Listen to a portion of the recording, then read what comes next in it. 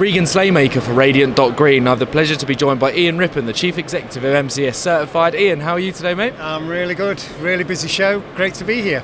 I mean, it is a bit of a mammoth show this year. I think it's tripled inside from last year. 10,000 attendees. Well, from when I last checked the Solar and Storage group chat.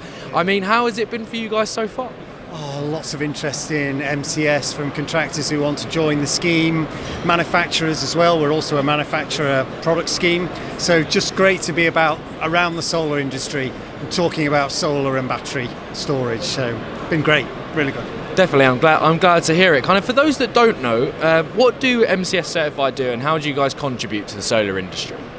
So I like to think of us as the quality assurance department for the industry. So we're a standard setting organisation. We benefit from over 200 volunteers who write standards, maintain standards. And then linked to those standards is a certification scheme. So how does a contractor, an installer of solar PV, demonstrate their quality? And they do that through MCS. Same for products, so products are tested for their performance and safety under MCS to our standards. So then you can have confidence in both the installer and the product, and those things come together under MCS. Perfect. I mean, obviously the solar energy space and solar storage space as well, kind of, it's a growing, by the size of this event, it's one way of showing it, kind of, obviously, but obviously with the growing industry becomes more technologies I imagine becomes more certifications and things like that, and enhancing standards as well. Any particular challenges with the large innovation kind of turnaround in the industry? Certainly the performance of solar panels is improving, it seems, every day, isn't it? So actually for manufacturers bringing their product into the UK, and it's all from abroad, having their mark of quality that's MCS gives them confidence as well, gives their people who are buying those panels confidence. So we're seeing lots of innovation. Battery, anecdotally we hear that consumers who are having solar panels on their roofs, 80% of those installations now come with storage as well. So I think from a market point of view, installers of solar PV need to be installing batteries as well, so they can offer the entire solution to their customers. So that's what we're seeing in the industry now, and real growth in solar. I mean, the economic argument with the price of electricity is there. So under our scheme, we're seeing over 15,000 solar PV installs every month. We're seeing 4 or 5 new installers joining the scheme every day, and it's mainly for solar PV. So lots of growth, lots of exciting new product innovations as well. And lots of positives for MCS, I imagine, as well. And and yesterday you spoke twice at 9:50 and then at 4:20 as well about the creation of the UK Solar Taskforce as well. I was talking to obviously Chris Hewitt, Chief Executive Solar Energy UK, and Right Honourable Gentleman Graham Stewart as well. Kind of, obviously he plays a big part in it. They're both the co-chairs, I think, of the thing. Right. So give us an insight. Kind of, what is your role in the Solar Task Force, and how is it beneficial to the solar industry as well? Well, it's really an interesting experience. It's the first time I've ever been involved in something like this. It feels like a real partnership between the government and the sector. So as the quality assurance partner for the sector, I got the invitation to attend. So it's about really drilling into what are the problems, what are the opportunities, and so that we can understand what the policy then needs to be to help the solar PV market in the UK grow and reach its full potential. So I guess everybody's role on the panel is to contribute to the discussion, inform government of what the challenges are, and in particular around the workforce. So what skills are we going to need? How does this sector become the place where people want to work? How do we engage school children, college students in thinking about a career in solar?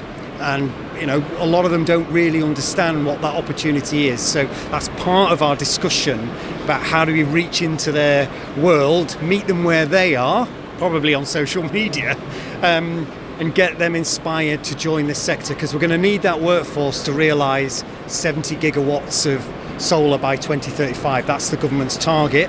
We're behind that. The whole industry's behind that. And we're somewhere around 15, 16 gigawatts now. So we've got a lot of work to do, and we need a lot of people to do it. Definitely, and I mean with the current kind of climate, well, like you said, especially on social media, it seems like everyone's against that kind of government decisions, but with this solar task force, it seems like the government is actually in conversation with you guys and finding out what it wants. So that's a bit of positive from the sea of mess. Let's say that you can see on social media as well. You mentioned kind of the bringing kind of the younger generation into the solar industry as well. I do want to touch on a panel that you're a part of, the Future Leaders cohort tomorrow at 2:30. I mean, promoting the next generation is important within any industry, it goes without saying, but kind of obviously at Solar and Storage Live, we'll talk about that. But why is it important to kind of put such a highlight on future leaders and kind of the next generation in the solar industry? I mean, it is so important. We tend to talk about training for installation, for design, and that, of course, that's really important. But who are the individuals who will be leading organisations like MCS, like Solar Energy UK in the future? And because it won't be me in 2050 when we reach, hopefully, net zero. So the Future Leaders programme is about establishing the skills, collaboration skills, capacity making skills, leadership skills in high potential individuals who we know will be leading the organisations I've mentioned and many more in the sector over the line of 2050. So we tend to forget that actually leadership is a skill, and you can learn about how to be a better leader, how to create that capacity for leadership. So that's what the programme's about, and it's about giving back to the industry. That's why MCS is involved. We want to give back to the industry great leaders who understand net zero and can help influence organisations in the future to make the best contribution they can. Definitely. Well, we look forward to seeing that, and I'm sure you will be in charge of MCS at 2050. And don't being too harsh on yourself. I'll be very old by 2050. What's it? You don't look a day over 21, mate. Obviously, kind of MCS. Obviously, you have a huge space here at Solar and Storage Live. You have multiple speaking positions as well. But why is it kind of so important for you to have such a large presence at Solar and Storage Live? Not only is it the best solar and storage event in the country, but kind of why is it so important for you to have such a big space? It's so important to us because it is the best event of its kind in this sector. You'd expect me to say that, but it really is. I think for us it's about connecting with our community of installers and manufacturers, and I think too often people see MCS as when there's an issue, and of course we do get involved in helping consumers get a resolution to their problem, but it's really fantastic to talk to installers about their business opportunities, what they think about MCS, because we're going through quite a radical change into next year. So for us it's about connecting with the community that we're there to serve.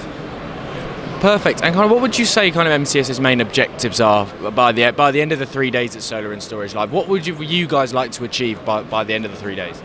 Well, I mean, our first objective is to make all those connections, to talk to as many people as we can. And because the show is so well attended, my team and myself, we've been on our feet all the time talking to lots of people. That's really great. It's really tiring, but it's really great to be able to have those conversations, because if we don't understand the market and the pressures on the market and the great things that are happening, how can we serve it as its quality assurance department? We need to know what's going on. So for us, that's the primary objective. Secondly, we just want to be immersed in the sector. We want to know what the new innovations are. So standards need to keep abreast of those new innovations. So we want to make sure that the standards that we are responsible for are fit for purpose for the future. So it's important for us to hear from everybody, really, especially all the new ideas and innovations that are coming along. Definitely, and I feel like it's so good to hear that everyone's on the same page, because when I've asked that question, everyone wants to discuss with each other, unless everyone's lying to me, Ian. I feel like everyone... It's good to talk. It definitely is. But no, Ian Rippin, thank you very much for giving me your time today, and best of luck for the rest of Solar and Storage Live. Thanks a lot. Cheers.